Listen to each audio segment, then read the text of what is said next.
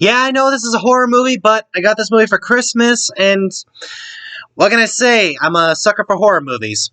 The Mummy, the original Mummy movie. This is black and white classical movies, not the Brendan Fraser ones. This came out way in the 1930s, at the same time when a lot of classical monsters had their own movies, such as Frankenstein, Dracula, the Wolfman, the Invisible Man, Creature of the Black Lagoon, and the Mummy. They basically had their own cinematic universe, in a way. So this has got to be the first cinematic universe, in a way as well. I'm getting off track. Anyway, so we all know the story of the mummy. He was an Egyptian priest who lost the love of his life, who was a princess, and against all laws, steals a scroll to try and bring her back to life. He gets caught, he gets punished, he gets buried alive in an unmarked grave. Thousands of years later, they finally dig him up, and he is now awake to wreak havoc across the world. That and also just bring back the love of his life, really. Now, I can only say that this movie is definitely interesting to watch. It just didn't really age well. This movie does have most of the horror elements that I was really expecting out of this movie, but coming from the 1930s, that type of horror doesn't exactly work today for say. And also, this movie was a little bit slow so much. I'm not saying that it's as slow as After Earth or The Happening, that type of slow. It's not that bad. But there comes a moment in the entire movie where I'm thinking, all right, you need to pick it up just a little bit. At least give me something to be afraid of. And they do have those moments. In the very beginning of this movie, that beginning definitely did work. He is in his coffin in bandages, all wrapped up, and this guy who is well, he's rewriting the scroll in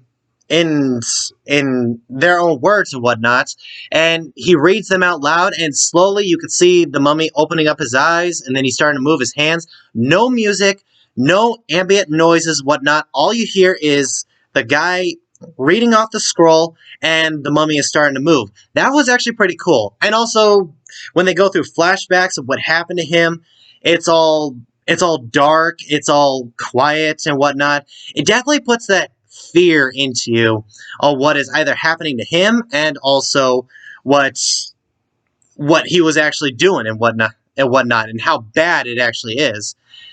So after he wakes up and whatnot, he meets the main character of this movie, who is completely useless whatsoever. There was really no point of him really being in this movie other than finding the princess and bringing her back and whatnot. I never really saw the main guy in this movie really doing much. Granted, all the living people in this movie had really no character whatsoever. They are explaining what the mummy's power is half of the time, but I don't ever see it on screen. I don't really see how I'm supposed to really fear this guy. Granted, I can see the power that he has connecting to other Egyptians that are in this land. Whenever an Egyptian person sees him, they fall under a spell and obey every command that he does and whatnot. So I can definitely visually see that he is very controlling.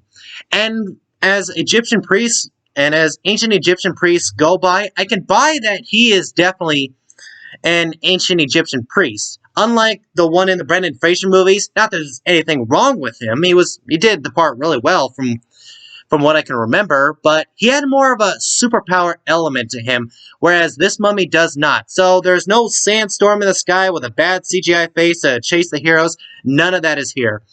But the only living character that I could say that definitely did have character was the main girl of this movie. She is the reincarnated soul of the princess, and whenever he is reading off the scroll or doing a spell, whatnot, she falls into a trance and becomes an absolutely different person. So I can say that her character was definitely viable. And also they explained the reincarnated elements a whole lot better in this movie. Now, for those of you who really love the Brendan Fraser movies but have never seen this one, if I'm gonna give you my honest answer of what I can say if you finally watch this, is this gonna make you love this movie a lot more than the Brendan Fraser movies?